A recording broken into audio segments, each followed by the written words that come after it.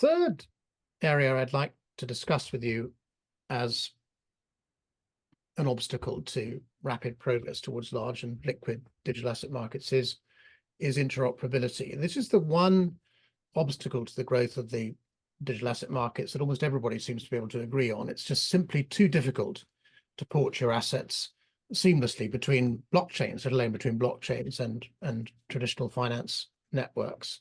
We are starting to see fixes to that solution. You have one yourself called in your own business called Overledger. You've got competitors also putting forward solutions of their own. But I know this is your specialist subject. You advertise yourselves as champions of interoperability, and I just wonder what it means to you. Why is interoperability so important, and how do you see the problem being solved over time? So we've pioneered interoperability very early on, and we saw the challenge that everyone will face. 2000 and I think it was around 10 when things were evolving, and you could see that we're heading in the wrong direction, and we needed to make that right. So from our perspective, we were quite early to recognize the problem and quite early to start finding the solution, and that's what we did with our technology and our platform with Overledger, and that was something that we had since 2017.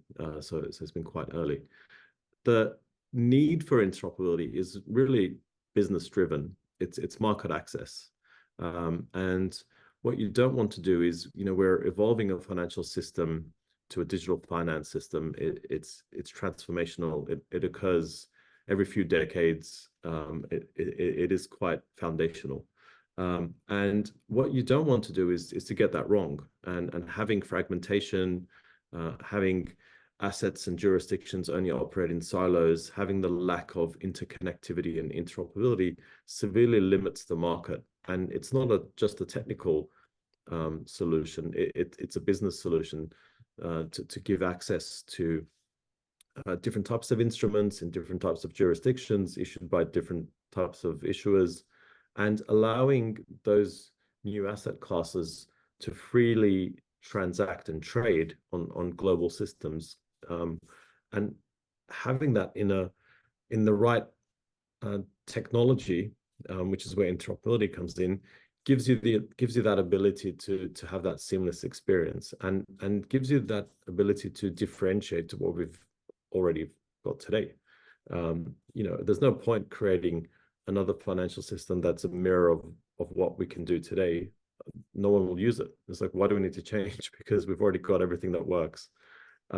So having interoperability is an enabler that can allow new instruments such as tokenized equities, securities, funds, etc., to settle with tokenized bank deposits or central bank digital currencies, but work across any jurisdiction, on any system, on any network. And that's very different to today, because there's no way you can do that easily today, and no amount of regulation or investment in technology can solve the existing system, can update the existing system to be able to do that.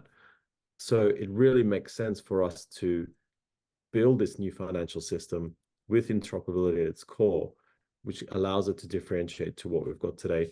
And it makes the whole system grander and larger and more exciting, because all of a sudden it's back to market access. You've got access to new types of assets, new types of instruments, and new jurisdictions that you can transact globally. At the moment, we have competing solutions to the interoperability question. I want, is that a good thing? Do we need a sort of TCP/IP solution, something that everybody agrees on, to facilitate interoperability? And if you were looking to drive market participants towards that sort of single answer, would it be helpful if central banks, supranational banks, financial market infrastructures like central counterparties, payments market infrastructures, central securities depositories adopted a single standard? I think history shows the sort of mixed results from that. If you look at adoption of ISO 20022, for example, you've got not everybody's going down that path, even in the payments industry. So these things are difficult to make it work, but can you get the critical mass of industry to adopt a single solution? And what part can regulators and state institutions play in encouraging that, if that's what we want? Or do we want continuing competition between interoperability solutions? I think what we need is not a fragmented approach by implementing proprietary solutions, proprietary languages, proprietary protocols that will work in a very small segment of the market and that will serve that market. But at its core, it's not very easy to then integrate that into anything else. We're seeing consortiums being stood up, and that's great. It works only if you're part of that consortium. But what if you're not? What about the rest of the market? So having the right way to solve this is through mainstream adoption by standards. So having common standards where it is accepted that it will work for that jurisdiction or for that implementation or for that FMI, for example. It really allows participants to enter and integrate into that FMI, financial market infrastructure. But it also allows that FMI to work with other FMIs in different jurisdictions.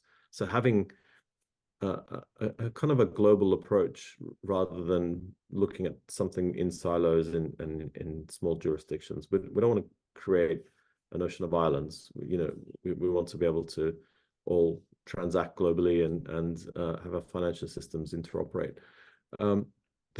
The best way we've seen is what co-designing and co-building as an industry, and it doesn't make sense for a single bank or a single jurisdiction or a single technology to be adopted in silo. It makes sense for a uniform approach to this, where groups of consortia or groups of industry participants get together and they help co-design and co-build with a private-public approach on what the infrastructure is going to look like. And that way it's mainstream from the outset, because it's all done with all the participants in mind, and they all have a seat at the table, and they all have a say in terms of how this should work within either that jurisdiction, within that FMI, or within a uniform approach to connect to other FMIs or to other infrastructures.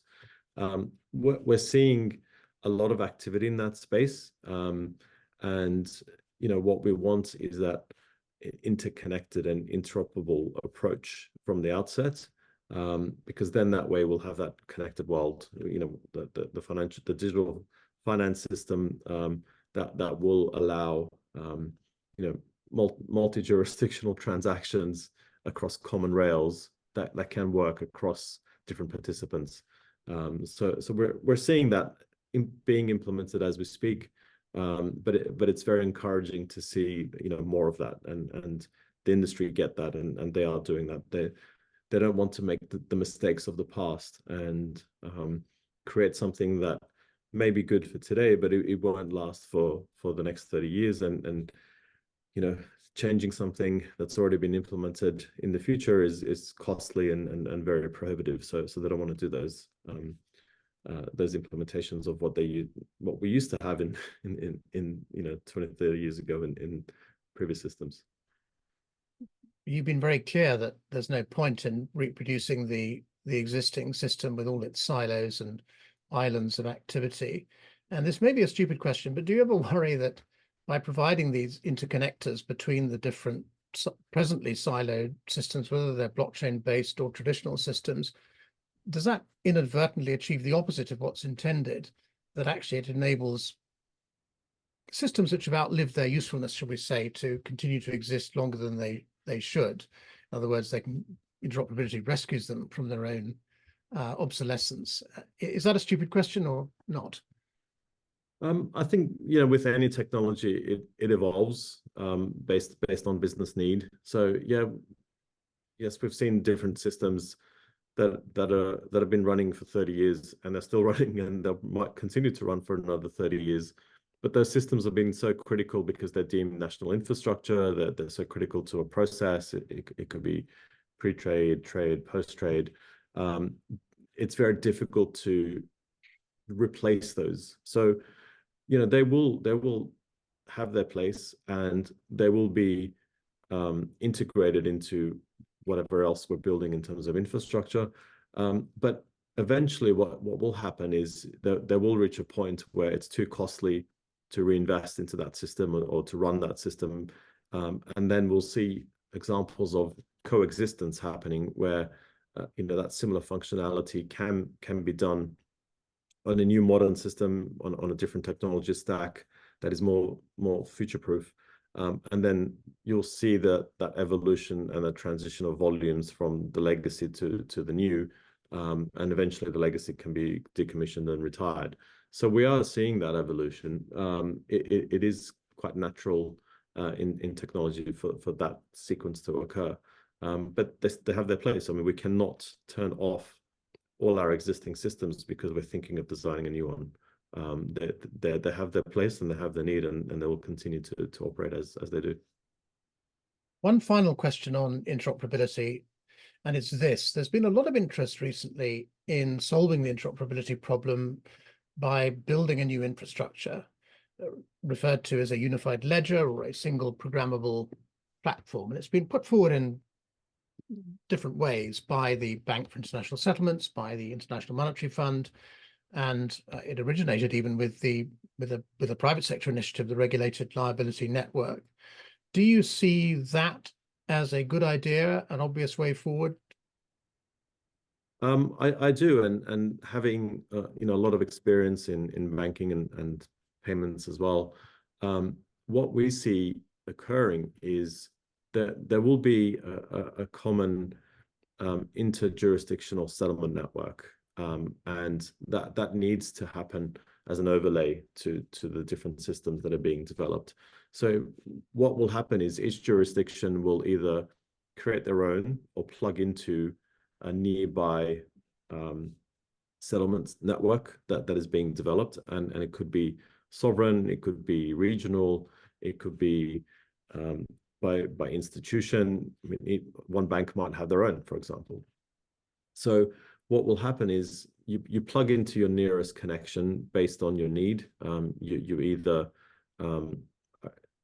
do it yourself, you work with your peers and you co-build and co-design what that looks like, or if there's one that's existing, the way we've got it today in payments, you could connect to an agency bank and they onboard you to the network.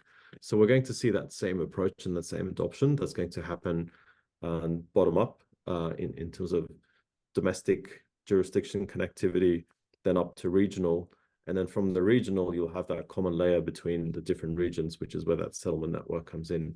And yes, there's opportunities to explore mBridge, RLN, and others, and it makes sense for banks to do that because they all have a say. They have the experience and the connectivity of past networks to bring to these new types of networks, and it gives them a common way to interoperate without forcing something proprietary, and it gives them the ability to do it themselves, work with peers, or just connect, outsource that to a provider that you trust and get them to connect you to your nearest regional connection. So we're going to see that occur, but what happens in terms of which one will work, it's to be determined. We don't know, but the industry will decide eventually, because it will be done as a private-public initiative, but it also is driven by all the institutions working as peers in co-designing and co-developing this.